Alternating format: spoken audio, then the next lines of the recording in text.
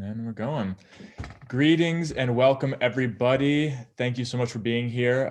This is part 2 of the 5-part workshop series as we explore the MRTA, the Marijuana Regulation and Taxation Act.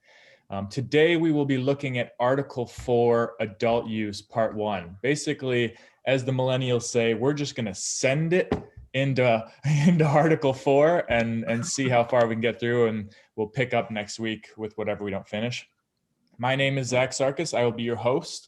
I am the founder of Hemp Lab. Read the shirt. That's right. We're super stoked to be here today. We are really lucky to have our friends Elise Bergio and Jason Klimek. I'll let them do a little introduction of themselves in a moment before we jump in. We have, looks like we got about 35 people in the audience right now, which is great. Anyone who's registered for this event will get the recording at the very least in an email follow-up. So just know you'll have access to that. I want to give a big shout out to our sponsoring member, Harris Beach Law Firm. Without your support, we would not be here. And yeah, really been helping us carry this mission forward. So thank you so much, Harris Beach. Also want to give a big shout out to our founding members, Boylan Code, Canamil, NYCGPA, Singer Farm Naturals, Forefathers Innovation, Dawson Law Firm, Tracy Jong Law Firm, and Closed Loop Systems. And while we're at it, we got a couple new business members, Hellendale Dermatology and Medical Spa, Beacon Skiff, Apple Orchards, CBRE, and EFPR Group. We're super grateful. I got a big list of individuals that I'm working on, so we'll give a shout out to all of our individual members. But this is a member-supported organization. We have over 65 members registered to date. And so that means that this is community funded, community supported, and that's who we want to serve. So as I begin to transition in the background, Elise, you want to start off and just give a little introduction as to who you are and why you're here? Sure. Hi, everyone. My name is Elise Bergio. I am the Cannabis Service Team Lead at Barclay Damon. We're out of Buffalo, Rochester, kind of all along the 90s, Syracuse, Albany, and New York.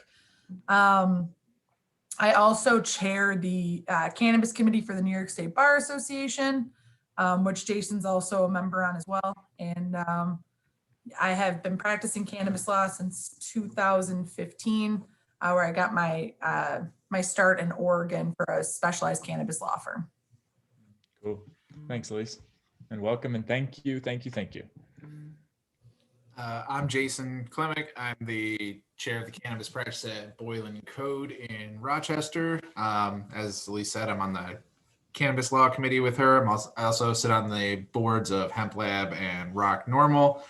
I'm a huge tax nerd, so that's kind of how I got involved with all of this, is on the MRTA, CRTA tax side. And so, yeah, that's kind of what I've been doing for the past 3 years or so now. And so thank you, Zach, for having us on again. It's always fun. Yeah, of course. All right, great. Well, we're going to dive into it. But before we do, folks, I want you to all know that your questions are important and really help shape this conversation. If your question's like way out of left field, like outer space left field, we'll probably table it till later. Our goal is to leave the last 10, 15 minutes for Q&A. Last time we went to about 1:30 answering questions and having conversation because this stuff's juicy. There's a lot to go there. And yeah, so please use the chat, use the Q&A, and we'll do our best to answer questions. And so again, today we are diving into Article 4 of adult use. It's got a long list of things that are within it, but the most exciting stuff we're looking forward to is beginning to dive into licensing. But again, our approach is to go line by line, section by section. There's a couple places where if it's a lot of jargon that's the details aren't too specific to what we're doing, we'll click fast forward. Otherwise, yeah, we're going to be taking it as a team. So I'm going to kind of scroll down here. And yeah, beginning with the license application is where we will start. So again, the way it goes is we'll kind of cipher around the group where I'll start with reading and then kind of pass it along, and we'll each take it section by section and offer our feedback, ask questions, etc. So thanks again to everyone who's on the call, and let's dive in. So Article 4, license application. Any person may apply to the board for a license to cultivate, process, distribute, or dispense cannabis within the state for sale.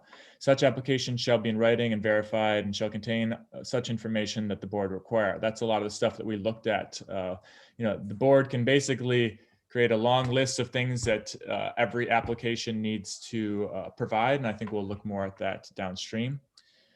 Except as otherwise provided in this article, a separate license shall be required for each facility at which cultivation, processing, distribution, or retail dispensing is conducted. An applicant shall not be denied a license under this article based solely on a conviction for a violation of Article 220 or Section 240.36 of the Penal Code. Prior to the date Article 221 of penal law took effect, a conviction for a violation of Article 221 of penal law or a conviction for the violation of Article 222 of the penal law after the effective date of this chapter. So I think we'll probably begin to look at that stuff a little bit more in the social equity conversation because there's a lot of specifics as to like what that means and who will qualify for that. What's an interesting part of this, Zach, is it's kind of reading as if you're going to have to apply separately for each license as opposed to applying for one large license with say, producer processor, components or retail for 3 retail stores. Mhm. What do you guys think? I think that's a pretty inefficient way of doing stuff, but what do you guys think? It definitely seems so. I mean, because I think we'll get into it, but I think you can hold up to 3 retail licenses or something like that. So it's each individual store is going to be retail licensed. But my guess is part of that is New York gets its fees for each license. So, it's another way to just get a little fee here, a fee here. Then you have to pay to renew those ones. Yep. But I agree with you. It's going to be completely inefficient. I'm not aware of any other state that says, you have to get a license for each dispensary or something like that. It's you get a license and then you can open up to however many dispensaries are allowed. Yeah. I mean, when we do applications for other states, it's always, part of one application. And then if there's divisions of what's needed for each, like say you're doing a processor and you need to show that you're like got a good manufacturing practices audit in the works. You use that as an amendment or an attachment to the overall, component of the application. So that'd be interesting to see. I wonder if that makes it worse to get all the licenses as opposed to getting them awarded at once, right? Like it's either going to be it's all or nothing scenario when you do it at once. And just to go back a second, if anybody was not sure, the Article 221 of the penal law is all like cannabis crimes, and the one specified, like the 240.36, is loitering. So those are the two areas of criminal convictions that they specifically mentioned would not prohibit you from holding a license. Cool. All right, so number 62, information to be requested in applications for the license. 1, the board shall have the authority to prescribe the manner and form in which the application must be submitted to the board for licensure under this article. The board is authorized to adopt regulations, including by emergency rule, establishing information which must be included on an application for licensure under this article. Such information may include, but is not limited to, information about the applicant's identity, including racial and ethnic diversity, ownership and investment information, including corporate structure, evidence of good moral character, including the submission of fingerprints by the applicant to the Division of Criminal Justice Services, information about the premise to be licensed, financial statements, and any other information prescribed by regulation. All license applications shall be signed by the applicant, if an individual, by a managing member, if a limited liability company, by an officer, if a corporation, or by all partners, if a partnership. Each person signing such an application shall verify or affirm it is true under the penalties of perjury. All license or permit applications shall be accompanied by a check, draft, or other form of payments as the board may require to authorize the amount required by this article for such license or permit. If there are any changes after the filing of the application or being granted the license or permit, in any of the facts required to be set forth in such application. A supplemental statement giving notice of such change, cost, and source of money involved in the change, duly verified and affirmed, shall be filed to the board within 10 days after such a change. Failure to do so shall, and if willful and deliberate, be cause for denial or revocation of license. And just in case folks are wondering, we're reading through a PDF, and I've gone through and done some highlighting. So I thought it was important to say shall be filed within to the board within 10 days of such change. Those are things that we just got to like have on our radar. So in case you're wondering why there's a yellow line across the board. In given any notice or taking any action in reference to registered organization or license of a licensed premises, the board may rely upon the information furnished in such application and in any supplemental statement connected therewithin, and such information may be presumed to be correct and shall be binding upon registered organizations, licensee, or licensed premise as if correct. All information required to be furnished in such application or supplemental statement shall be deemed material in any prosecution for perjury, any proceeding to revoke, cancel, suspend any license, and if the board final determination to approve or deny the license. So long story short, you want to make sure what's in there is correct. Okay, so fees. The board shall have the authority to charge applicants for licensure under this article non-refundable application fees. Such fee may be based upon the type of licensure sought, cultivation or production volume, or any other factors deemed reasonable and appropriate by the board to achieve policy and purpose for this chapter. The board shall also have the authority to assess a registered organization with a double underlined one-time special licensing fee for a registered organization, adult use cultivator, processor, distributor, retail, dispensary license. Such fee shall be assessed at the amount to adequately fund social and economic equity and incubator assistance pursuant to the article and paragraph C of subdivision 3, section 99. What do you say, 992, or is that -II? I'm not sure how. Romanet 2. Technically. Romanet 2 of the state finance law. Provided, however, that the board shall not allow registered organizations to dispense adult use cannabis from more than 3 of their medical cannabis dispensing locations. The timing and manner in which registered organizations may be granted such authority shall be determined by the board in regulation. So let's break this down. Yeah. Yeah, that's super important. It's going to come back up in like 4 sections. The 3 dispensaries. That's going to be a huge limitation based on something that we're going to talk about in a few minutes. Well, what's interesting about that, right, is right now these medical dispensaries are allowed to have 4. Mm-hmm. So for the medical marijuana program, each of the 10 ROs have 4 dispensaries that they're allotted. So what they're saying is go pick 3 of them, which is different than what Cuomo's bill, the CRTA, says, which is they'll allow you to put all 4 of your dispensaries could have adult use cannabis, which, is a huge, another preferential treatment for ROs if they decide to go over to adult use. It'd be really interesting to see what type of one-time special fee that they come up with too, because like in some conversations I've heard $10 million, and I was talking to somebody from Colorado who runs a facility out there, and they laughed and they're like, just make it 100 million, they'll pay it. Like the medical program has been such a loser in New York that they're, basically banking, the ROs are banking on adult use. New York would be the 2nd largest adult use market in the United States. We have pre-COVID, we would get 250 million visitors a year in addition to our 20 million population. So, it's a huge potential market. And the ROs have had, 5 or 6 years now to at least start to create a presence and branding and things like that. Though our medical market does remain very small, in relation to the size of the population. I feel like if I'm an RO, I'm just incredibly unsettled. In both bills, they're like an unassumed amount of money you will need to put in for an adult use bill or for adult use licenses. And it's, not having that number. Like on the other bill, it's a competitive bidding process. So, when you're doing your books and you're an RO, like you got to make sure that whatever you're putting up front makes the most sense to be vertically integrated in New York State in the long term.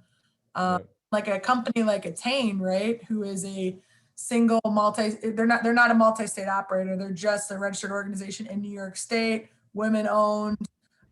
They can't really leverage the other states that they're working in to put up that competitive bidding fee. Like, you're really asking a lot of these ROs to get into the adult use space when the medical space has just been so poor for so long.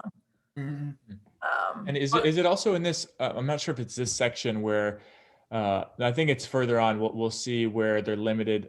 I mean, it does say from there are 3 medical dispensaries. So this is the first inference that we see that they cannot sell their product in other dispensaries. They'll be limited to distribution to their own facilities, their retail, if I'm not mistaken. Yep. I gotta look. I haven't seen. That's I think 68A or B. We'll get to it. Yeah. Also important to note too that if the medical companies decided this, like if the MRTA passed and this was too restrictive, they can give up their medical licenses and just do regular adult use like anybody else. They just would have the prohibition that they couldn't be vertically integrated. Right. Just briefly, I want to address Jen Burns' question. We did address something about prior convictions. Sorry to cut you off, Elise. But we did. There are prior convictions to specific rules pertaining to cannabis predominantly. Will not exclude one from applying. That's something we're going to digest a little bit further in a later workshop because it's quite dense and a lot of cross references between, what crime or what you were convicted of. Yeah, exactly. So there is some leeway and opening for folks who are convicted of cannabis related crimes, but we will dive into that more later. Elise, did you have anything else you want to say before I go to the next section? Nope. All right, cool. So last couple things, the board shall have the authority to charge licensees a biennial license fee. Such fees shall be based on the amount of cannabis to be cultivated, processed, distributed, and or dispensed by the licensee, or the gross annual receipts of the licensee for the previous license period, and any other factors deemed reasonable and appropriate by the board. Lastly, interesting. Oh, I think that's interesting because they're tipping their hand a little bit about how they're going to do, like they may, that kind of alludes to maybe we're going to do tiered licensing for almost everything, or we're going to look at gross receipts, which is an interesting way to do the renewal fees, which those basically are for the licenses, is looking at your gross receipts and just grabbing a percentage of it. And that maybe correlates to how the MRTA is uncapped in its social equity reinvestment stuff is, hey, we can grab a portion of the gross revenues and then we're just going to basically throw 50% of that, however much it is, back into community reinvestment social equity. Very different than the CRTA. Totally. Last little section here, number 3, the board shall waive or reduce fees for social and economic equity applicants. So again, we've in many ways celebrated the fact that the MRTA is a champion for social and economic equity. And this is another clear example of how the language in this document, in this bill, is tailored to support communities disproportionately impacted by the war on drugs, folks from different backgrounds, whether that be social, economic, cultural, et cetera. So just wanted to highlight that. Elise or Jason, one of y'all want to take on selection criteria? I'll do it. Great. All right. So the board shall develop regulations to determine whether or not an applicant should be granted the privilege. Important. It is a privilege. It's not a right. Of an initial adult use cannabis license based on, but not limited to, the following criteria. The applicant is a social and economic equity applicant. The applicant will be able to maintain effective control against the illegal diversion of cannabis. The applicant will be able to comply with all applicable state laws and regulations. The applicant and its officers are ready, willing, and able to properly carry on the activities for which a license is sought, including with assistance from the Social and Economic Equity and Incubator Program, if applicable. The applicant possesses or has the right to use sufficient land, buildings, and equipment to properly carry on the activities described in the application, or has planned to do so if qualifying as a social and economic equity applicant. That's important for a second, because prior to that kind of language, it basically made you buy a place, sign a lease before you ever got a license. And I mean, that was hard for a lot of people. This, although Like a letter of intent. right. But it says, or has a plan to do so if qualifying as a social and economic equity applicant. So is the, kind of corollary there that if you're not a social and economic equity applicant, you do have to have that in place, meaning you've already committed, or will a letter of intent qualify you? That's interesting because, before the laws go into effect, before the license is handed out, it's interesting to, if you have to commit to property. Okay. The we do have a question that I don't know if we're going to be able to get to yet, but are there, I think it's further on in here, are there existing criteria to qualify as social economic equity applicant? How does the state define that? Yep. That's later We'll on. have it. Mm-hmm. Great. Stay tuned. You'll have to keep watching. The applicant qualifies as a social and economic equity applicant or sets out a plan for benefiting communities and people disproportionately impacted by enforcement of cannabis laws.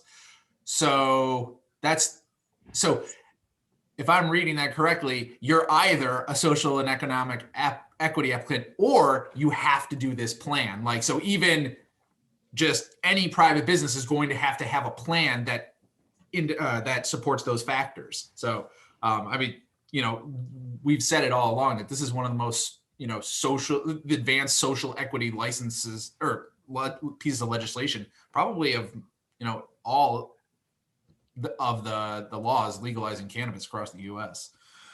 I definitely think the preferential treatment to social equity applicants in this bill is indicative that it's like almost going to be two categories of licenses. Maybe you have like registered organizations, you have social equity applicants, and you have regular applicants. And I think social equity applicants is going to be like 50% of it, which is going to be making it a very competitive nature for those who are trying to qualify under, I think it's like 5 qualifications to become a social equity applicant. To in a little bit, but and even I think the ones who aren't social equity applicants are going to have to show that they have a social equity plan that might just not necessarily create social equity, like they might not fall under the social equity qualifications, but they're going to have to show that they're making strides to and being inclusive for social equity principles. Yeah, and as we saw in the last workshop, it's not limited to providing like a report on your progress. Like the board can request progress reports essentially around this, if you're not a social equity business, how you are leveraging the privilege of being in this industry to,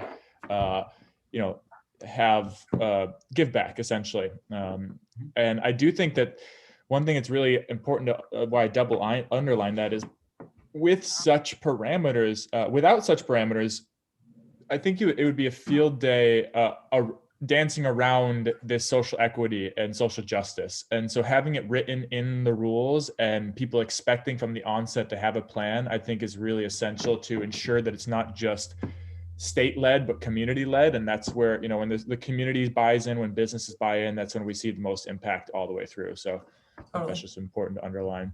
And I would add too, that think about this holistically. We read that when the officers and owners sign this, they're signing under the penalty of perjury.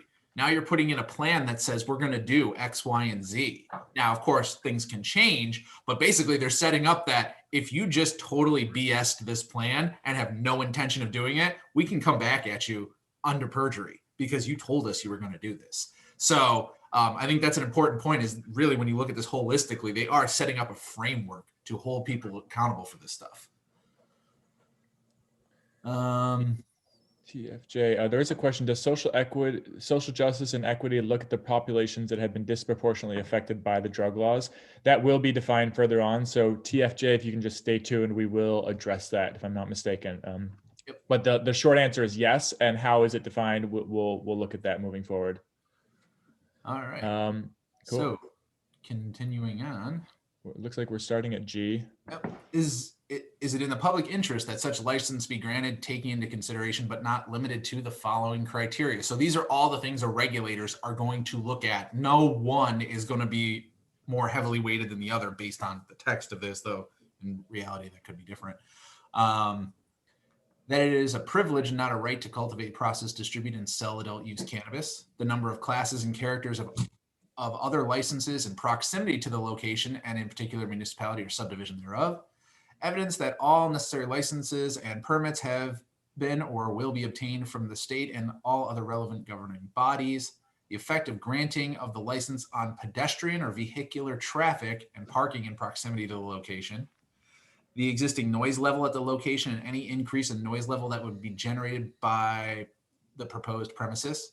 The ability to mitigate adverse environmental impacts, including but not limited to water usage, energy usage, and carbon emissions. That's an important I one. think this is huge. Yeah, I it's going to think be this is huge, massive. Yeah. I think energy is such an underrated aspect of this whole part of legislation. And because energy is obviously just so big in New York regardless, that there's going to be some sort of connectivity about how much energy is going to be able to be used. We're seeing this already with water and energy in other adult use states, the amount of water that's being used up, the amount of energy, the skyrocket numbers for energy. And we're super about that in New York. So I anticipate that there's some sort of tie-in on the type of energy and like incentive for maybe companies who have like unlimited energy on their property of like what their partnerships could look like for that. Let's see. The effect on the production and availability of cannabis and cannabis products and any other factors specified by law or regulations. The applicant and its managing officers are of good moral character and do not have an ownership or controlling interest in more licenses or permits than allowed by this chapter. The applicant has entered into a labor peace agreement with a bona fide labor organization. We kind of discussed that last session. The applicant will contribute to communities and people disproportionately harmed by enforcement of cannabis laws and report these contributions to the board. Let's see. If the applicant is for adult use cultivator or processor license, the environmental and energy impact of the facility to be licensed. So that's not an insubstantial undertaking. You know, you kind of need an environmental analysis. Yeah, and if we actually have some environmental experts on the call, actually one of our members, Ram of Larson Engineers, and this is something that if you've ever tried to go through like an environmental impact statement of what a new development, a building or will do into a community, onto a landscape, and then you begin to layer in the efficiencies of, you know, the watts you're going to be used for your lighting, et cetera. It's like incredibly comprehensive, and in some cases can go to public comment periods, et cetera. Like it's not a small undertaking. So just to be very aware of what that may mean.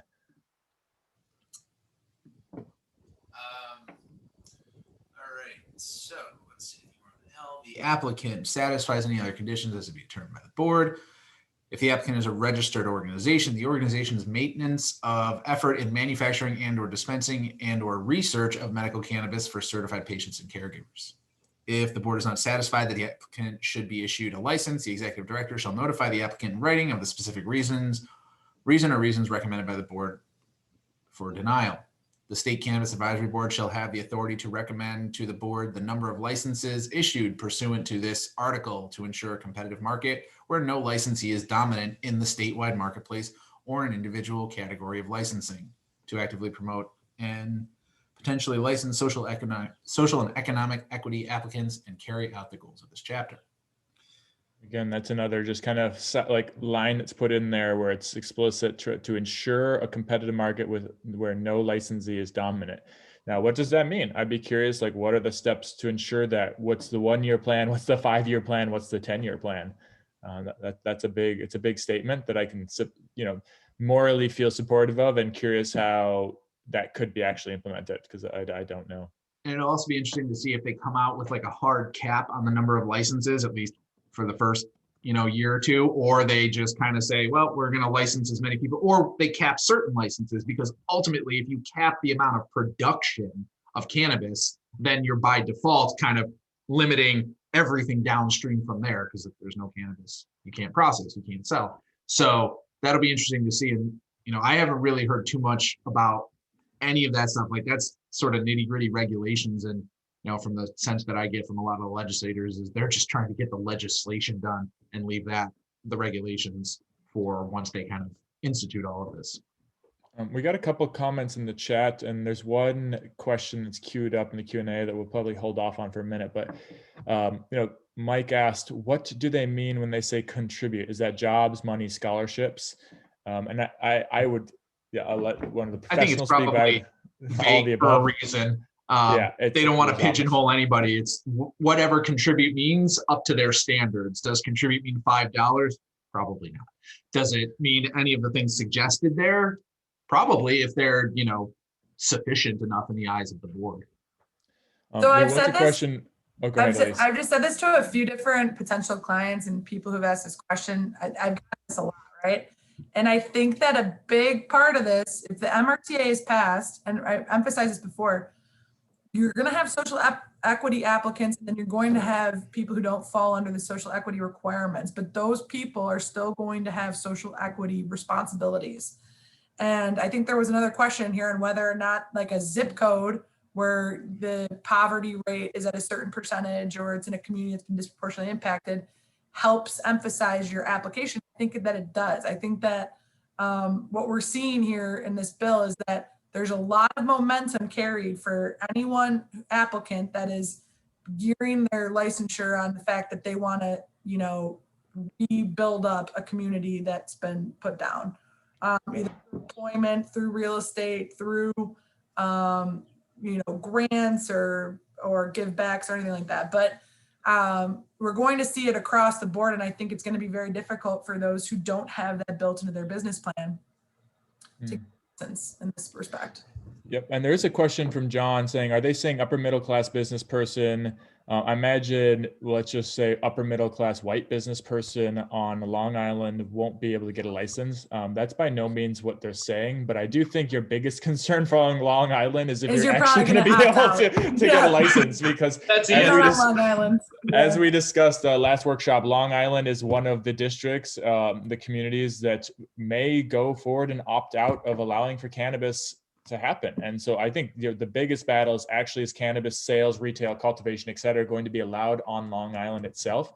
Mm-hmm. And then secondarily, by no means is there language within this that explicitly says upper middle class person cannot have a business. It's more like creating a framework that allows for a diverse pool of applicants and distribution of licensees. So I think for example, on that point, maybe you are going to, let's say you have a dispensary, you're going to locate your dispensary in an area that's economically disproportionately impacted, and you commit to hiring, applicant workers that are in that field, paying above minimum wage, things like that, taking into consideration, have they been convicted of a cannabis crime in the past, and bringing those people in. It's all those types of things that the board is going to want to see is, what are you doing if you're not an equity applicant? What are you doing to help those communities? Mm-hmm. Totally. There was a request for contact information for the panelists. I'll give you my phone number. No, you're probably not looking for my contact information. We'll be sure to share Elise's and Jason's contact information down at the end of this workshop and follow up in an email. All right, section 65, I think. Limitations on licensure duration. No license of any kind may be issued to a person under the age of 21, nor shall any licensee employ anyone under the age of 21 years. No licensee shall sell, deliver, or give away, or cause to permit or procure to be sold, delivered, or given away any cannabis or cannabis products to any persons actually or apparently under the age of 21 years old, unless the person under 21 is also a certified patient and the licensee is appropriately licensed under the Article 3 of this chapter. So if you're a medical patient in a medical facility, you can still get it if you're under 21, but all adult use, they're basically treating it like alcohol. The board, on the recommendation of the office, shall have the authority to limit by canopy, plant count, square footage, or other means the amount of cannabis allowed to be grown, processed, distributed, or sold by a licensee. So again, we see maybe a glimpse of tiered licensing or caps. I think it's interesting though, they're saying the board and not through rules and regulations, right? Like Are they saying that there could be a different approval process for how much you're going to grow? And does that tie into how much taxes are taken from gross revenue, right? Like, is it not a 3-tier license approach where your grow operations grow and then there's 2 tiers? It kind of seems like maybe there could be some sort of, and I agree with Jennifer who's saying it seems arbitrary, but it'd be interesting to see if they're going to allow certain canopy growths with the size of your building. They're saying, you only have a 5,000 square foot building.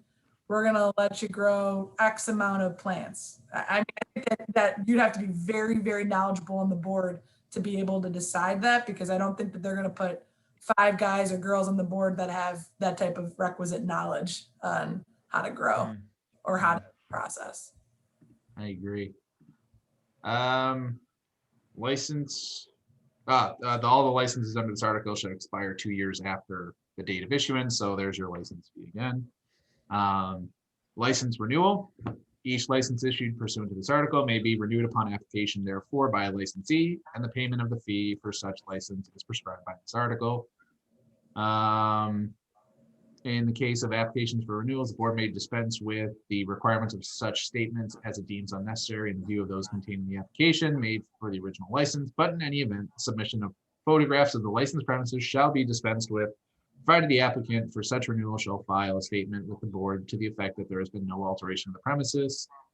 Yeah, that's pretty much it. Each applicant must submit to the board documentation of the racial, ethnic, and gender diversity of the applicant's employees and owners prior to a license being renewed. So not only do you have to kind of address that in your license application of how you're going to do this, but you got to follow up with it. Is, okay, so what did you actually do in practice? So again, we just see this framework. They're always going to be checking in on this stuff. I love this language personally, because I think it really puts a legislative responsibility to social equity, which we haven't really seen in other states, where you're going to be required to show these things in congruence with your social equity application, which I feel like half the time everyone's like, well, maybe they have like a shell scenario of, a social equity applicant who has 51% ownership interest, but 13% equity and no voting rights, or, people screw people. Oh, so yeah. I like that they have this, this actual indicative language. Yeah. I mean, it acknowledges the fact that people are going to try to game the system, and then tries to provide as much transparency for the board as possible to say, okay, let's look through what you're telling us and let's see the real structure of this. There's a quick question. Will the MRTA allow industrial hemp cultivators to obtain a THC license? Based on the MRTA, there's not going to be any priority unless you fall into the, the farmer category. That's, I can't remember. Disadvantaged farmer. Disadvantaged farmer. So if you're in a disadvantaged farmer, you can be priority, but under the MRTA as it currently stands, they won't be given any type of priority license. You would just have to apply through the regular license process. There definitely has been some gossip, I would say, or just rumor mills for both people who are in liquor and people who are in hemp, whether or not they're going to get preferential treatment on licenses. And I would just say, as a blanket statement, it's not vetted out in either of the bills. There is lobbying on both sides of that, but neither of the bills indicate that because you have a hemp license, you're more likely or not to get a recreational license for any amount or for how many years you've had it. But there still is time for maybe that to change. But as it stands right now, there's nothing. And that would fall into, like, if you're not in a priority licensing category, it would fall into those factors of, you've been doing hemp. So that gives an idea of you're able to follow rules and regulations and things like that. So that may strengthen your application. But as of right now, no priority. Let's see. I do want to see, there's just 2 comments. Do you see any potential, this is by Rom, see any potential for brownfield industrial properties to host greenhouses for grow plants? Greenhouses could be powered by solar, etc. Recycled rainwater. So the question is, could positive climate smart environmental features allow for faster permitting processes? I do think if we go back up to the expectations, the conversation we were hosting earlier, that it anything to remediate or mitigate negative environmental impact, I think is going to be a win for businesses, and if not a mandate moving forward. I don't know too much about the brownfield perspective because it may hold things up, or it may be a perfect opportunity to build greenhouses, for example. So good question, but I do think that climate smart solutions will be really essential. There is a question, does a sample license application document exist online somewhere? And the answer is definitely no, but I'm curious if there's any, like if it would be valuable to look at other states' application processes. I don't particularly think so. I think the most valuable thing right now would be looking at, maybe what medical hemp processing licenses. I'll bet you that the application for hemp processing is probably going to be at least somewhat similar to the cannabis processing, because you read the hemp extract regs, and if you substitute hemp extract for cannabis or THC, they flow pretty well. So I would imagine those would be at least the basis for the applications. But New York, I mean, we didn't know what the hemp applications for hemp processing and hemp retail would look like until they suddenly appeared on the Department of Health's website. That's kind of the unfortunate thing with New York, is it just kind of happens when it happens. Yeah, Nick raises a really good question about commingling hemp with marijuana. And I don't think you're going to be able, I think it would be insane if they let people do it on the same property. It doesn't say that would be allowed. I do think you would have to pick one or the other for cross-pollination purposes for sure. Well, one of the big things out west, there's like literally like wars being fought over territory because adult use was legalized first, and then hemp came in, and hemp is not, when it's grown on a mass scale, one every, let's say 4,000 plants, even if it's from seed, even if it's feminized, is bound to be a male, and that can mess up a whole crop. And let alone if we begin talking about the fiber varieties or the grain varietals that are just, lack of a better description, are just pollen producing factories. And if we look at cross-pollination, I do wonder as well, Nick, if we will see some parameters with regards to proximity, like if there are hemp grows, is there a radius of how close farms can be to each other? Will be prohibited, or is it, again, this hemp can only be within, they can only be within 10 miles of each other, 1 mile of each other. I think those are interesting questions, especially when it comes to like proprietary, like ownership of genetics. And when we look at cross-pollination, I think that it could be a big issue. So I think that Humboldt County one came about because a hemp crop, an outdoor hemp crop, just absolutely obliterated a full outdoor marijuana crop. Some bad winds. I think that New York isn't going to have as much of the same issue as California or Southern Oregon, because we're going to have more greenhouse controlled, I think, hemp and marijuana, as opposed to outdoor stock like we see in Western US. I mean, I could be wrong. I'm not a grower per se, but all of my clients, none of them are just growing out with like the sun and the, faculties of life kind of thing. Answer a quick question on will the MRTA allow or disallow any liquor license holder from being granted a THC license? No, there's nothing in there. You can't sell things on the same property, but there's no prohibition on holding, you have an alcohol license somewhere, you have a cannabis license. As long as they're separate businesses, they don't put in a prohibition.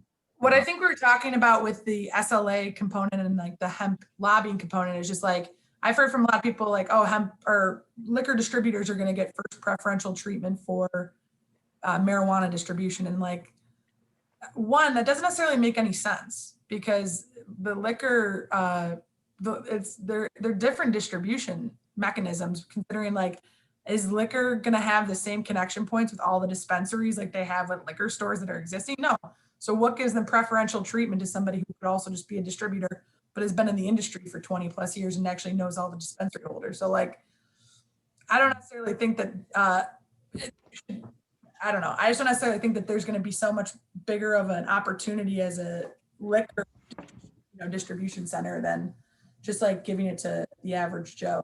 I agree with that. And when we get into the distribution licenses, which maybe we'll get into today, I've been doing some tax work and doing some calculations, and there's some interesting effects of that. especially under the MRTA. It's one of the points where the MRTA actually loses to the CRTA, in my opinion. But we'll get to that at some point. Where did we leave off? Yeah, I think we're at 60, or no, we might be at number 3, I think. The board shall provide an application for renewal of a license issued under this article, not less than 90 days prior to the expiration of the current license.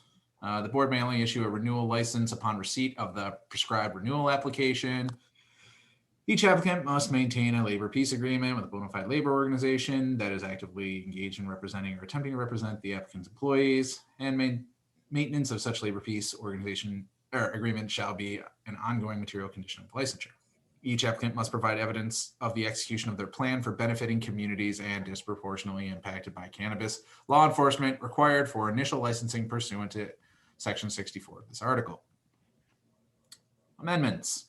So the licensee issued pursuant to this article shall specify the name and address of the licensee, the activities permitted, land, building, and facilities that may be used for the license activities of the licensee, unique license number, and such other information that the board shall deem necessary. Upon application of the licensee to the board, a license may be amended to allow a licensee to relocate within the state, to add or delete licensed activities or facilities, or to amend the ownership of the organization of the entity that is the licensee. The board shall establish a fee for such amendments. A license shall become void by a change in ownership, substantial corporate change, or location without prior written approval of the board. The board may promulgate regulations for certain types of changes of ownership without the need for prior written approval. For the purpose of this section, substantial corporate change shall mean, for a corporation, a change of 80% or more of the officers and or directors, or a transfer of 80% or more of the stock of such corporation, or an existing stockholder obtaining 80% or more of the stock of such corporation. For an LLC, a change of 80% or more of the managing members of the company, or a transfer of 80% or more of the ownership interest in said company, or an existing member obtaining a cumulative of 80% or more of the ownership interests of said company. Or for a partnership, it's the same kind of thing. So basically, without board approval, you can't have a buyout or something like that. But my guess is that the ones that without board approval will be like you're transferring the interest to like a trust for the benefit of your beneficiary should you die. That's usually. I think you'll also see like a zillion businesses doing 79% change of ownership, and so right underneath the threshold to get approved. It'll be interesting too, because you can, with LLCs particularly, you can carve up the ownership interest however you want, and then you can allocate profits completely differently than that. So you could have a social equity applicant owning 99%, and you could have like 4 other people who each own 0.25%, but those 4 other people are getting 99% of the profits. You can totally do that kind of thing. So it'll be interesting to see all the crazy arrangements that all of us lawyers come up with. Anyone want to take a swipe at Mike's comment in the chat? This document continually refers to the board. How can anything be put into place without the board already having some structure or framework? So that's probably alluding to regs, more specific. Yeah, that's the regs and kind of what we discussed last week, that the board will be put together, and they're going to come up with regulations and make determinations. That's why the MRTA tries to create a bigger board with more input so that they get a more diverse board that can make these decisions. I have no idea who's going on this board. I feel like I'm so in the dark on this scenario. Yeah, I agree with that. It's unsettling. And I just while we're here, so we're on the edge of all the reason why we're all here, I think, actually looking at the licenses. But there's a couple questions in the chat. Dan asks, commingled hemp versus marijuana should be okay for genetic companies and greenhouse facilities. So that's an interesting question about like if breeders, for example, and there's nothing saying that people can't grow hemp varietals on their recreational grow. I think it's just it's going to be segmented. If you want your hemp CBD specific license, that'll be different than if you want your recreational, which would allow you all access to genetics, let's just say. So I to my understanding, I think that should be okay, but it'll definitely You'll definitely need licenses probably to be a nursery for both medical and for both recreational and for hemp in that scenario. And then Jen Burns asks, are they requiring specific legal structures? Can someone do a DBA or sole proprietor? They're not, but please do not do a DBA. Do not be a sole proprietor. When you get sued, when something goes wrong, when there's a slip and fall, you will lose everything you've ever owned. Form an LLC. If you are really hard up for cash, do it through one of the online platforms or something like that. But please, please, please do something. And it costs, I mean, I don't even think there's a fee in Delaware, and it costs $200 to do it in New York. So get the LLC for sure. Yeah. Mm-hmm. All right, folks, here we go in section 68, adult use cultivator license. Elise, would you take it away, please? Oh, okay. Adult use cultivator's license shall authorize the acquisition, possession, distribution, cultivation, and sale of cannabis from the licensed premises of the adult use cultivator by such licensee to duly licensed processors in this state. This board may establish regs allowing licensed adult use cultivators to perform certain types of minimal processing without the need for adult use processor license. That's good. For purpose of this section, cultivation shall include but not be limited to the agricultural production practices of planting, growing, cloning, harvesting, drying, curing, grading, and trimming of cannabis. A person holding an adult use cultivator's license may apply for and obtain one processor's license. So you could have a grow and a process, but you would not be able to have a retail. And I think we're going to get further down and see in whether or not they could have a distribution license.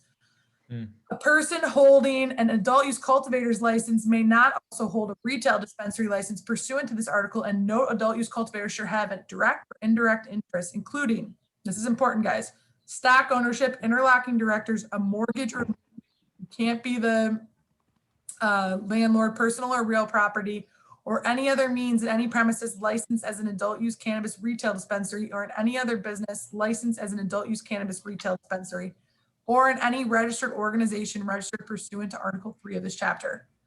A person holding an adult use cultivator's license may not hold a license to distribute cannabis under this article. This is the big difference in licenses between CRTA and MRTA, because CRTA lets you get a distribution license if you have both processing and cultivation. And let me just touch on this for a second. So when I was doing all these calculations, because the CRTA doesn't allow or doesn't mandate using a separate third-party distributor, you can hold that license yourself.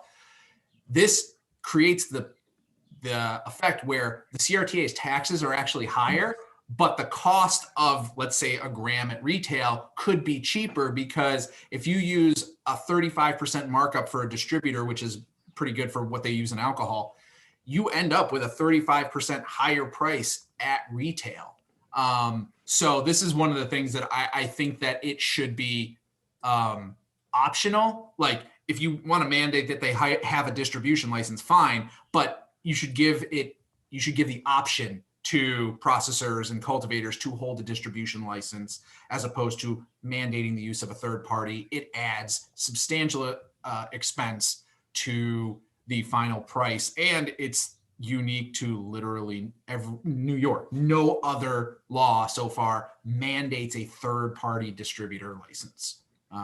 So I think that's a really important point. So Davis has a good question. Could you be a husband or wife? This is a very strategic question right now. I think that we're going to take a lot from what we see with like WBE and MBE programs in New York State, which they do a deep dive on you in terms of whether or not the interest is held in a family member and a child versus yourself. So I mean, especially with the board approving, I think it's gonna be very difficult to get away with the circumvention of like, my husband has the processor production and my wife has the retail. I'm sure there's gonna be people who do get around it through like multiple forms of LLCs and corporations and things like that. But I think it's gonna be harder than people anticipate, because there is language in social equity that just says women-owned business. And I think everybody who's not falling under a social equity applicant is thinking, oh, hey, my wife can just be the woman. And so, this isn't like a, light bulb going off in one person's head. It's a light bulb that's going off in everyone's head, which I they're think definitely going to have to tackle. the indirect interest too is just, it's broad. I mean, certainly, Oh yeah. I may have a We direct were talking interest. about this. We were talking about this, Jason. It's like, if I work on a farm and get paid a wage because I love to grow cannabis, can I have it in? Is that Retail. it? Is that it? Like, can I have? Can I be anywhere else in the supply chain? And that's a big Yeah. question. I may have a retail business, but what if I love to grow and I want to be I work on a farm? It's like, that might be a no, which is just crazy. I mean, Which is stupid. I certainly have a direct interest in what my wife does in the financial benefits. I clearly have an indirect interest as well. Like whatever she's doing, I, benefit because we're spouses and we file joint taxes, so I think that that's a very, very broad category of indirect interest. That's going to basically be the catch-all if you're trying to circumvent this. Totally. So no person may have a direct or indirect financial or controlling interest in more than one adult use cultivator license pursuant to this chapter. Next, registered organization, adult use cultivator, processor, distributor, retail, dispensary license. A registered organization, cultivator, processor, distributor, retail, and dispensary license shall have the same authorization and conditions as an adult use cultivator, adult use processor, distributor, and adult use retail dispensary licenses pursuant to this article. However, the sale of adult use cannabis and cannabis products cultivated, processed, distributed by organizations shall be limited to the organization's adult use retail dispensaries, and location of adult use dispensaries shall be limited to the medical dispensary premises and facilities authorized pursuant to Article 3 of this chapter. This confuses me so much because they have 4. So what do they have? Just like 1 dedicated to medical and then 3 are going to maybe be adult use? Like, it's just so funny. But that's huge. I mean, that right there locks the ROs on the adult use side into 3 facilities, and that's it. Like, they can't start undercutting other processors by selling to retailers and stuff like that. Like, they're locked to their dispensaries. So maybe they're cheaper at their dispensaries, but it's 3 dispensaries in the state per RO. So 30 at most. I think that's huge. And there's nothing like that in the CRTA. So that is a huge difference. So provided further that such RO shall maintain its medical cannabis license and continue offering medical cannabis to a degree established by the regulation of the board. The RO adult use cultivator license shall have the same authorization and conditions as an adult use cultivator license, provided, however, that sales of adult use cannabis and cannabis products by such organization shall be limited to the licensed adult use processors, and such license does not qualify such organization for any other adult use license. Adult use processor license. A processor license shall authorize the acquisition, possession, and processing and sale of cannabis from a licensed premises of the adult use cultivator by the licensee to duly licensed distributors. Processing shall include but not be limited to blending, extracting, infusing, packaging, labeling, branding, and otherwise making or preparing cannabis products. I think this is important because they're saying that like manufacturers fall under this processors category, right? So yeah, so I said CPG. So it's like, is that a brand? Which is interesting. Yeah. So branding is nuts. I think labeling's interesting. Packaging's interesting because you're not necessarily plant touching. I get blending, but that's very that's an interesting. I think it basically you're saying if you are going to be touching cannabis in any form, even if it's just you're putting it into a package, you have to be licensed. So I think it just minimizes ancillary businesses is like the only thing, right? So no processor shall be engaged in any other business on the premises to be licensed, except that nothing contained in this chapter shall prevent a cannabis cultivator and cannabis processor from operating on the same premises and from a person holding both licenses. That's nice.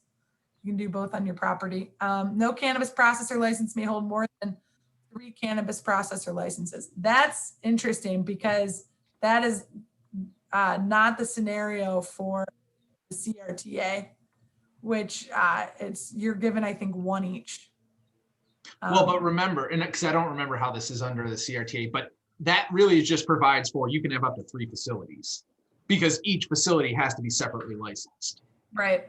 So I don't know if the CRTA says you can hold 1 license and then open as many facilities as you want or whatever. Oh yeah, I guess you're right. I have to relook at that. A person holding an adult use processor license. Oh wait, there's one question that's just on the section. So possibly from Dave Filkowski, possibly process hemp and marijuana in same facility? Question mark. I don't know. I doubt it. That's gonna create more problems than solutions. But especially just with I mean I don't know. I could be wrong, but Literally I million think dollar they're gonna make question. you choose. Yeah. do you Yeah, guys I'm curious. I think it's possible because right now THC mitigation is happening. You know, there is a large volume of illegal THC. I mean, like federally illegal being extracted from products and put to the side and, you know, disposed of properly under conditions that are required. So I think that, you know, the supply chain components, the traceability and track and trace, I think are important questions with how is hemp going to be processed and tracked, and how is cannabis going to be processed and tracked. And no matter what, if you're processing cannabis, you're going to have to be dialed into metric or whatever the predominant track and trace system that we'll be using in New York State. So within that, every single thing that enters the door has a place, destination, recording, or disposal process that is highly, highly refined and regulated and recorded. And so I believe that the strict regulations for traceability within a processor could open the door for both happening, just because of the fact of like how, you know, is all got to be GMP certified from a hemp side of things. That in itself has so much data input, recording, and organization required that of course, there might be this concern that what if someone puts their THC in my CBD bottle and it goes to Wegmans? Like, yeah, that's something to be aware of. But I do see there's the potential here. I would just say, you know, I think there's also there's what the statute currently says, then there's, you know, what it may say, and there's also what practically happens. But if you read this right now, no processor shall be engaged in any other business on the premises to be licensed, except that nothing contained in this chapter shall prevent a cannabis cultivator and a cannabis processor from obtaining, from operating the same thing. So they call that, this is statutory construction. This is like law school 101.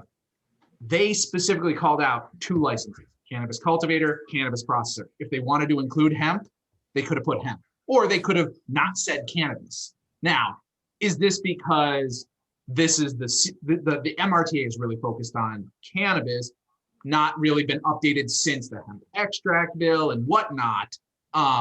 That's potential. There may be amendments. It may change in the future. It may change under regulations so that they kind of say, well, we said cannabis, but we really mean hemp or cannabis.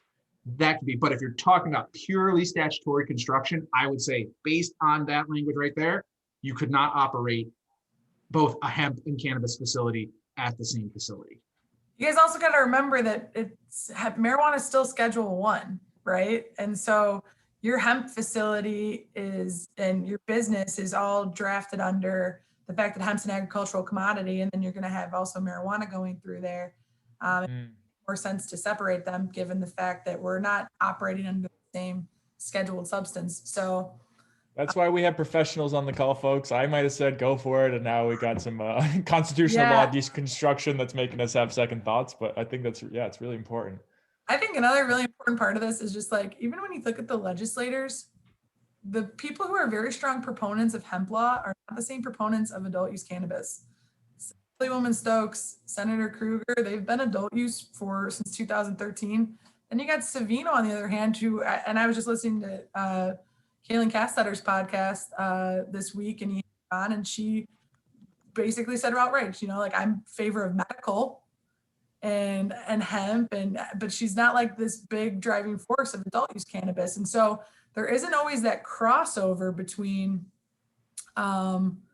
everyone having the same mindset for how they operate hemp to how they want to operate cannabis. And I think there's a lot of big differences there that kind of they want to separate. I mean, there's a no chance that like they've done all this work on the hemp program and then they're going to be like, okay, yeah, but if you've done hemp, you're going to get preferential treatment on adult use cannabis, because then the whole hemp program is going to get dismantled, right? Like, they want to still have that infrastructure there. So how they rectify those things and figure that out. But they've put all that work into the extraction bill. I don't think that they're going to want everyone to go willy-nilly into the adult use cannabis sector. I would also say too that there's a liability potential concern, and maybe, insurance thing is, if you're doing hemp, you're totally federally legal, and there's, really no chance that you're going to have accidentally, very, very illegal cannabis, like not, 0.4, 0.5% THC, but 20% THC get in there. And so now, does an insurance company drop you if there was recreational cannabis and hemp in the same facility, because they say, well, we're not taking on that risk. And how do we ever prove it? So it could create just a liability nightmare as well. It'll be interesting to see how that's rectified. Nicole does offer an interesting perspective that people who make edibles usually include both CBD and THC in their products. And I think that, again, it goes back to no matter what, there's nothing prohibiting people growing CBD varietals under adult use, as I've seen. And I do think we'll see that. And as we've heard through efforts on the NYCGPA, where there's a lookout for parameters that will allow hemp manufacturers to sell CBD into the medical market if it's up to medical standard, et cetera, GMP certified. We're creating a bridge between, and there's an interest, and I can't speak to that at length, but I do think it's a big question of if and when there will be overlap between like a CBD product from the hemp industry, where a THC manufacturer wishes to source CBD to put and mix with their THC product. So big question, and I appreciate that. Mm-hmm. All right, let's take it a little further. Yeah. All right. So no adult use cannabis processor shall have a direct or indirect interest, including stock ownership, interlocking directors, mortgage or lien, personal or real property, or any other means in any premises licensed as an adult use cannabis retail dispensary, or in any business licensed as an adult use cannabis retail dispensary, or in any registered organization registered pursuant to Article 3. Small business adult use co-op license. A co-op license shall authorize the acquisition, possession, cultivation, processing, and sale from the licensed premises of the adult use cooperative by such license to duly licensed distributors, on-site consumption sites, and or retail dispensaries, but not directly to cannabis consumers, which is interesting because you think about that. A co-op is usually like, say it's a neighborhood and everyone's growing together. Are they not allowed to go and take that weed back for themselves? Do they have to sell it directly to a wholesaler or retailer or on-site consumption lounge? It's going to be an interesting vet out. To be licensed as a small business adult use co-op, the co-op must be comprised of residents of the state of New York as an LLC or LLP under the laws of the state, or an appropriate business structure. Subordinate capital, both as regards to control over the co-op undertaking in regards to ownership of the pecuniary benefits arising therefrom. Be democratically controlled by members on a one vote per member basis, vested and allocate with priority to and among the members of all increasing arising from co-op endeavor in proportion to the members active in participation. They must operate according to the 7 co-op principles published in the International Co-op Alliance in 1995. A co-op member shall be a natural person and shall not be a member of more than one small business co-op license pursuant to this section. They may not have a direct or indirect financial or controlling interest in any other adult use cannabis license pursuing to this chapter. No small business adult use cannabis co-op shall have a direct or indirect, including stock ownership, interlocking direct. Okay, I just want to talk about stock ownership. Like, I think that's something they're gonna have to really think about, because now you've got a bunch of cannabis companies on the market, and like how much they're gonna have to say, like, less than 1% of, like some people are just trading and are, Yeah, I own one share of Canopy Growth and suddenly I can't get adult use licenses. That doesn't seem to work. Doesn't seem to work. The board shall promulgate regulations governing co-op licenses, but shall not be limited to the establishment of canopy limit size, scope of co-op licenses, and other measures designed to incentivize the use and licensure of co-ops. Getting into the distributor license. A distributor license shall authorize the acquisition, possession, distribution, and sale of cannabis from the licensed premises of a cultivator, a processor, small business co-op, or micro business authorized by this chapter to sell adult use cannabis to duly licensed retail dispensaries. So they sell directly to the dispensaries. No distributor shall have direct or indirect economic interest in a dispensary, cultivator, processor license pursuant to this article or in any other registered organization pursuant to the Article 3 of this chapter.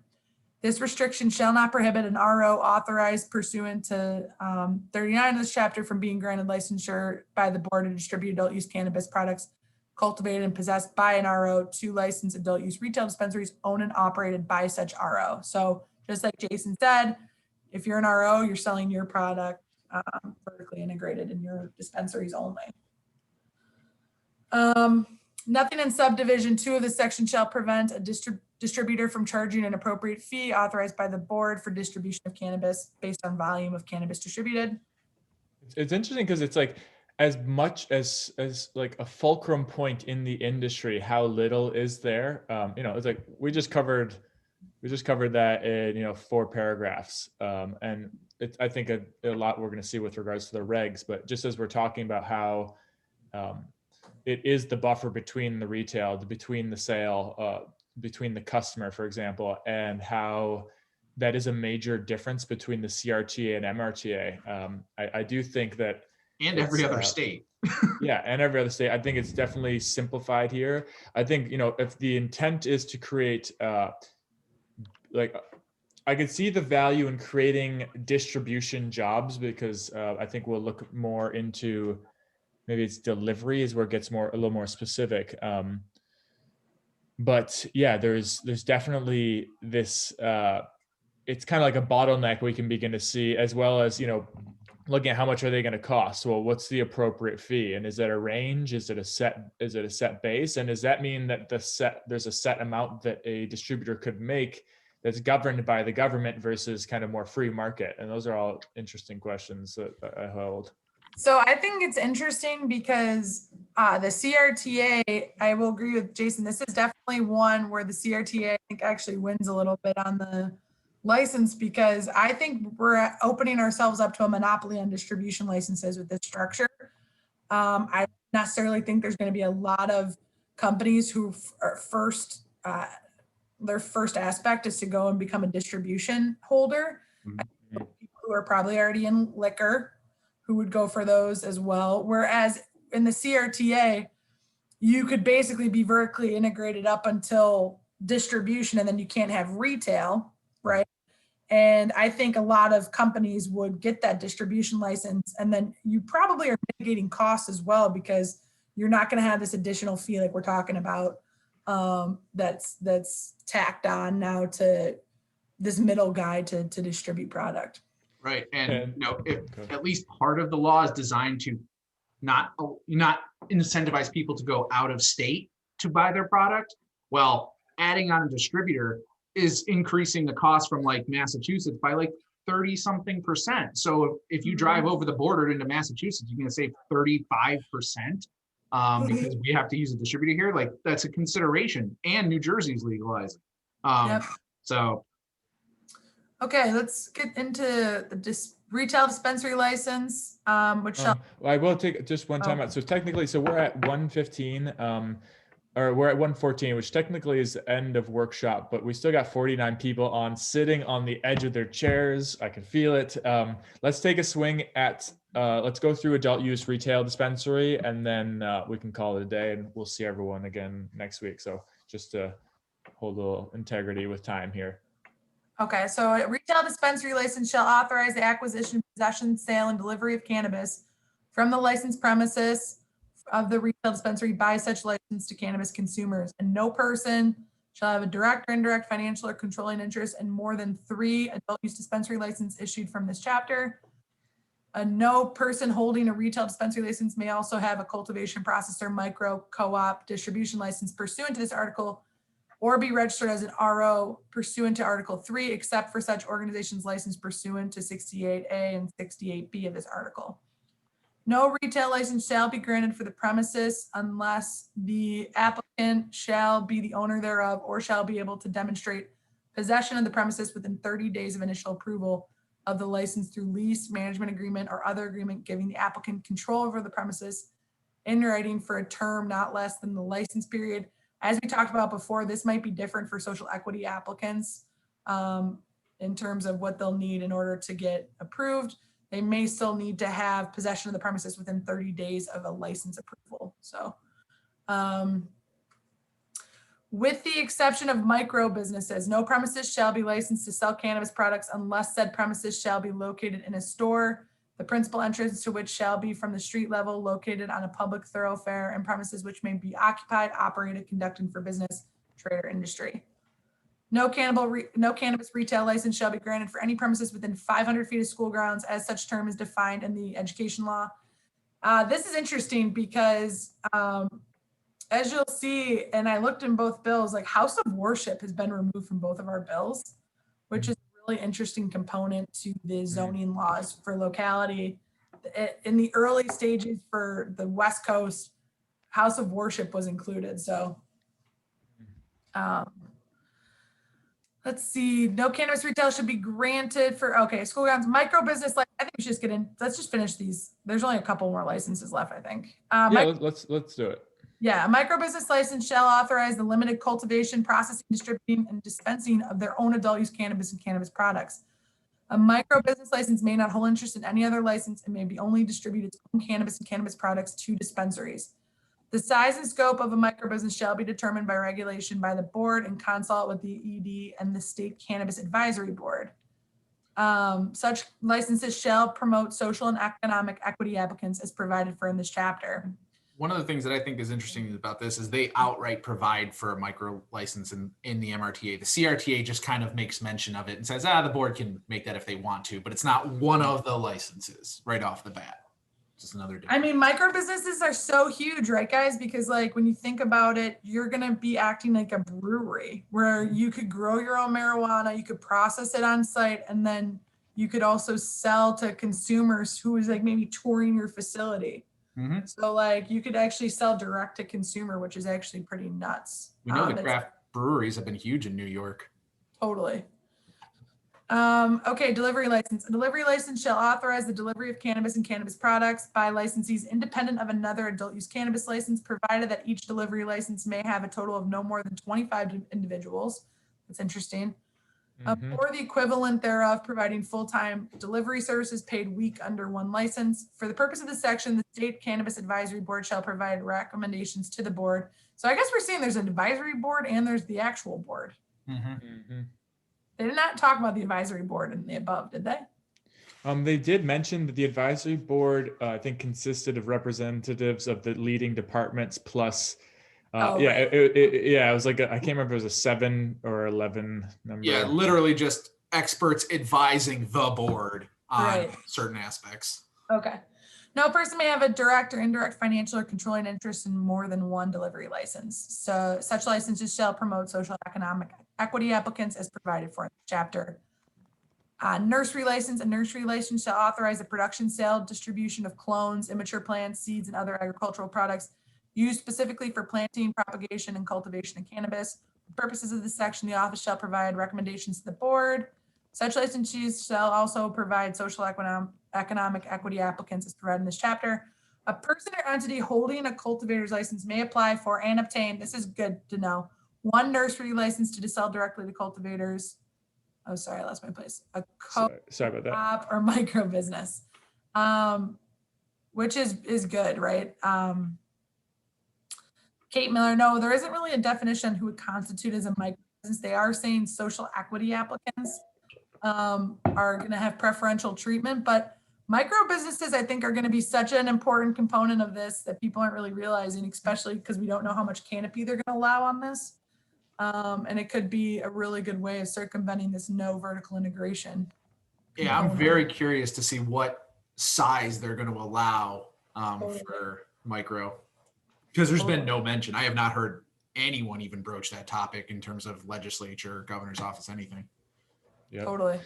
Well, folks, we've hit that 120 mark, and I think we've completed our licenses. I want to say a big thanks to everyone who's still on this call. I got to put out a request. Please share this within your communities. We're not asking an arm and a leg for registration. If folks can't afford it, we're willing to waive the fees. Again, we're a community-based platform, but we're trying to make this as accessible as possible. So in any way, shape, or form, you can help spread the message. We want people on here asking questions, and this can definitely lead to more follow-up, as you can see. So Really appreciate Elise and Jason for y'all making the time this week. Jason came back from vacation to present to us. So yeah, just really appreciate the overtime and the commitment to help and serve the community. It's huge.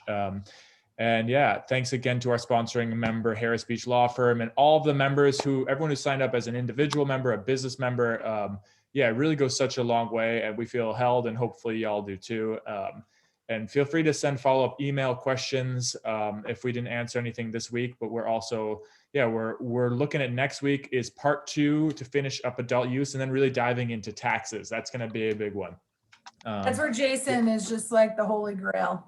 Yeah, just sit in awe. If you thought the first one was a little boring, wait until that one. Actually, Jason and Elise, can you all drop your contact information in the chat? Oh yeah, sure. And we'll make sure that's in the follow-up email as well. Wow, Jason, how'd you do that so quick? Yeah. I actually started doing it before Zach started talking. What the heck, Jason? Marketing is always on top of my Mind mind. reader. Okay. Cool. Well, I think you got to change it to all attendees because I didn't see yours come up. Oh yeah. I direct messaged it, might be. Sweet. Whoa, guys. Yeah, again, we'll put it in the follow-up chat. Thank you to everyone who's still on the call, and we'll see you all next week. Come prepared with your questions, and we'll keep the ball rolling. Oh, there is a big virtual lobby day tomorrow. If you're not aware, please check out the Start Smart Coalition. They are hosting a lobby day where you can advocate for what you want when it comes to legalization. They're promoting the MRTA, what we've been discussing here today. So please find them on social media at Start Smart Coalition, I think is their, you could find them with an easy Google as well. So be tuned to that if you want to offer your perspective or raise some attention to specific things. There is an opportunity all day tomorrow, I think starting at 10 o'clock in the morning, or maybe it's 9 o'clock in the morning. I apologize for not having that readily available, but it's a really good opportunity to get engaged and voice your opinion. So otherwise, folks, thank you so much for being here. We appreciate it, and we'll see you all soon. See you next Tuesday, everyone. Yeah. Yeah.